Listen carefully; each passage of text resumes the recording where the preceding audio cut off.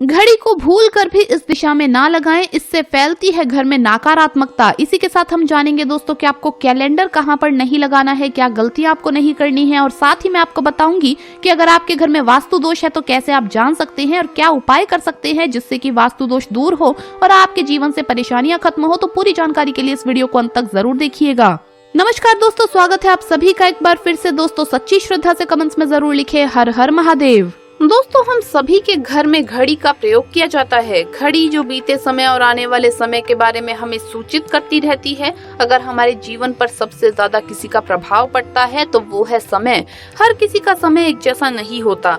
अच्छे और बुरे समय सभी के जीवन में आते ही रहते हैं। इस समय चक्र का चलना कायम ही रहता है। समय किसी के लिए नहीं रुकता। लेकिन अगर हम आपसे कहें कि आप अपने समय को अच्छा बनाने के लिए कुछ उपाय कर सकते हैं। जी हाँ, आज हम घर में लगी हुई घड़ी जिसे हम रोज निहारते हैं, पर कभी ये नहीं सोचा कि ये घड़ी हमारा समय बदलने में और अच्छा समय लाने में मदद कर सकती है। इसी के बारे में बात करने वाले हैं। हम लोग अपने जीवन की छोटी छोटी चीजों को नजरअंदाज कर देते हैं, लेकिन वही चीजें हमारे भाग्य पर अच्छा और बुरा प्रभाव डालती है। घड़ी की ही तरह घर में और भी कुछ ऐसी चीजें हैं जो वास्तु दोष का कारण बनती है और आपकी परेशानी की वजह बनती है। तो आइए पहले जान ले कैसे आपको इन वास्तु दोषों के बारे में पता लगता है और किस तरह से आप इन्हें अपने घर से दूर कर सकते हैं। दोस्तों वास्तु शास्त्र के अनुसार किसी भी घर में वास्तु दोष होने से सुख, शांति और पारिवारिक उन्नति में बाधा पैदा होती है। वास्तु दोष के कारण पनपने वाली नकारात्मक ऊर्जा से व्यक्ति के भाग्य पर बुरा प्रभाव पड़ता है। साथ ही घर के लोगों को कई प्रकार की परेशानियों का सामना करना पड़ता है। दोस्तों शास्त्रों के अनुसार अगर हम ये छोटे मोटे उपाय कर ले तो अपने घर में नेगेटिव एनर्जी से छुटकारा पा सकते हैं। लेकिन उससे पहले दोस्तों आपसे रिक्वेस्ट है कि वीडियो को लाइक करें, अपने दोस्तों के साथ शेयर करें, और अगर आपने अभी तक चैनल को सब्सक्राइब नहीं किया तो सब्सक्राइब करके बेल आइकन जरूर प्रेस कर लें। दोस्तों नंबर 1, जीवन में तरक्की पाने के लिए रोज पहली रोटी गाय को दे, पीपल को जल चढ़ाएं और चींटियों को शक्कर मिला आटा दे। तांबे के लोटे में जल व लाल चंदन मिलाकर रात को अपने सर के पास रखकर सोएं। सुबह उस जल को तुलसी को चढ़ा दें।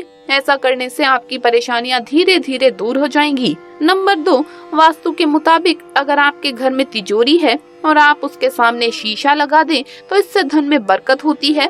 व्यापारी लोग अपने कैश बॉक्स के सामने शीशा लगाएं, इससे आपके ग्राहक बढ़ेंगे। नंबर 3, झाड़ू पोछा कभी भी खुले में नहीं रखना चाहिए। इन्हें हमेशा छिपा कर रखना चाहिए और झाड़ू कभी भी रसोई में नहीं रखनी चाहिए। नंबर 4, शौचालय का दरवाजा हमेशा बंद होना चाहिए। नंबर 5, घर में सुख शांति के लिए कपूर को घी में डुबाकर सुबह शाम जलाना चाहिए। नंबर 6, दुर्घटना से बचने के लिए शाम को हनुमान चालीसा के बाद कपूर अवश्य जलाएं। नंबर 7, घर में जिस जगह वास्तु दोष हो वहां कपूर की 2 टिकियां रखें, खत्म होने पर इसे दोबारा रखें। नंबर 8, सूर्य अस्त होने के बाद कभी भी घर का दूध, दही या प्याज किसी को भी नहीं देना चाहिए। ये भाग्य में बाधक भी बनता है और माना जाता है कि ऐसे में इन चीजों के साथ माँ लक्ष्मी भी किसी दूसरे के घर चली जाती है। नंबर 9, घर के मुख्य द्वार पर कूड़ादान कभी ना रखें। नंबर 10, घर में टूटा हुआ शीशा कभी भी नहीं होना चाहिए। नंबर 11, अच्छे भाग्य के लिए सुबह नहाते समय पानी में थोड़ा सा कपूर का तेल मिलाइए। शनिवार को चमेली का तेल भी मिला सकते हैं। नंबर 12, लक्ष्मी की कृपा पाने के लिए रोज रात को रसोई अच्छे तरीके से साफ करें। चांदी की कटोरी में कपूर और लौंग जलाएं। ये प्रक्रिया रोजाना करें तो इससे घर में नकारात्मकता नहीं बसती और घर में सकारात्मक ऊर्जा का संचार होता है। नंबर 13, घर के सोने वाले कमरे में पौधे नहीं लगाने चाहिए। माना जाता है कि ऐसा करने से पति पत्नी के बीच में दूरियां पैदा होती है और बच्चों को स्वप्न दोष लगता है, यानी बुरे सपने आने लगते हैं। नंबर 14, घर में पोछा लगाते समय पानी में सेंधा नमक डालें। सादा नमक भी डाल सकते हैं। दोस्तों घड़ी की सही दिशा आपके जीवन को भी सही रास्ता दिखाने में मदद कर सकती है। इसके अलावा कैलेंडर को किस जगह लगाना चाहिए और किस जगह पर नहीं, ये भी आज हम आपको बताएंगे। सबसे पहले आइए बात करते हैं घड़ी के बारे में। घड़ी का आकार कैसा होना चाहिए, यानी घड़ी की शेप। दोस्तों वास्तु शास्त्र के अनुसार गोल आकार की घड़ी या अंडाकार घड़ी सबसे ज्यादा उत्तम मानी जाती है, पर आजकल देखा जा रहा है कि बाजार में कई प्रकार की घड़ियां मौजूद हैं, जिसमें घर के सदस्य या भगवान की तस्वीर यानी फोटो भी लगाए जाते हैं। लेकिन दोस्तों आपको बता दें कि घड़ी के साथ तस्वीर लगाना बिल्कुल भी सही नहीं है। इससे आपके घर के सदस्यों के जीवन पर समय का प्रभाव देखने को मिलता है और ऐसे में उन्हें बुरा समय झेलना पड़ता है। और भगवान की तस्वीर घड़ी में बिल्कुल भी नहीं लगानी चाहिए, क्योंकि भगवान की तस्वीर को रोज धूप, दीप, अगरबत्ती और पूजन की आवश्यकता होती है और घड़ी तो कई महीनों तक धूल में पड़ी रहती है। इससे भगवान का अपमान होता है और ये शुभ नहीं माना जाता। हो सके तो घड़ी का आकार गोल और अंडाकार ही पसंद करें। घड़ी का गोल या अंडाकार हमारी पृथ्वी के आकार को दर्शाता है। चौकोर घड़ी में नुकीले कोण होते हैं और वास्तु के अनुसार नुकीली चीजें नकारात्मक ऊर्जा का संचार करती है। ऐसे में घर में रह रहे सदस्यों का बुरा समय चालू हो जाता है। दोस्तों, अगली बात जिसका आपको ख्याल रखना है वो ये है कि घड़ी को स्वच्छ रखें, साफ सफाई रखें, उसकी धूल ना जमा होने दें और कहीं से भी घड़ी टूटी फूटी नहीं होनी चाहिए। दोस्तों, जैसा कि हम सभी चाहते हैं कि हमारे जीवन में सब अच्छा हो, बेहतर होता रहे, उसके लिए हम खुद को संवारे रखते हैं, नए कपड़े और नए आभूषण पहनते हैं। उसी प्रकार अपने घर की घड़ी को स्वच्छ और नए जैसा ही रखना चाहिए, यानी कहीं से भी वो टूटी फूटी नहीं होनी चाहिए। समय समय पर घड़ी पर चढ़ी हुई धूल और जालों को साफ करते रहिए, इससे आपका भाग्य भी धुंधला नहीं पड़ेगा। और कई घरों में तो दोस्तों आदत होती है कि पुरानी घड़ी को बनवाकर चलाते रहते हैं। एक जगह नई घड़ी आई तो पुरानी किसी और जगह पर लगा देते हैं। कृपया ध्यान रखें, घर में पुरानी या फिर टूटी हुई घड़ी जिस पर धूल चढ़ी हुई हो, ऐसी घड़ी या बंद पड़ी घड़ी बिल्कुल भी नहीं रखनी चाहिए, क्योंकि इससे घर में नकारात्मकता और दरिद्रता का वास होने लगता है।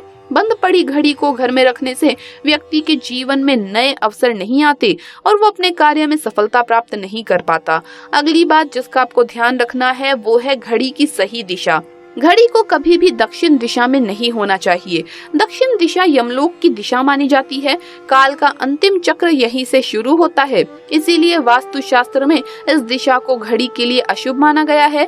घर में घड़ी को उत्तर या पूर्व या पश्चिम दिशा में आप लगा सकते हैं, लेकिन ध्यान रखिए कि घड़ी को कभी भी मुख्य द्वार, कमरे के दरवाजे या आने जाने के लिए उपयोग किए जाने वाले किसी भी दरवाजे के ऊपर कभी भी नहीं लगाना चाहिए। इससे समय का प्रभाव आपके आने जाने की गति और दिनचर्या पर पड़ सकता है। दोस्तों, घड़ी के साथ कैलेंडर का भी ध्यान रखें।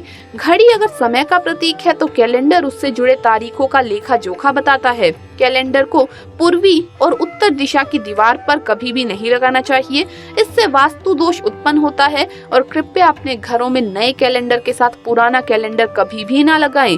दोस्तों, घड़ी और कैलेंडर दोनों ही आने वाले समय के सूचक है जो हमें आगे बढ़ने की प्रेरणा देते हैं। उन्हें समय के अनुसार ही लगाना चाहिए। घड़ी का समय सही रखें। बहुत से लोगों की आदत होती है कि घड़ी का समय आगे या पीछे रखने की, तो ये गलती आपको नहीं करनी चाहिए। समय हमेशा सही रखें, इससे आपको कभी भी समय का काल चक्र और दुष्ट परिणाम झेलने नहीं पड़ते। ये छोटा सा उपाय आप जरूर करके देखिए। छोटी छोटी बातें हैं जिनका आपको ध्यान रखना है।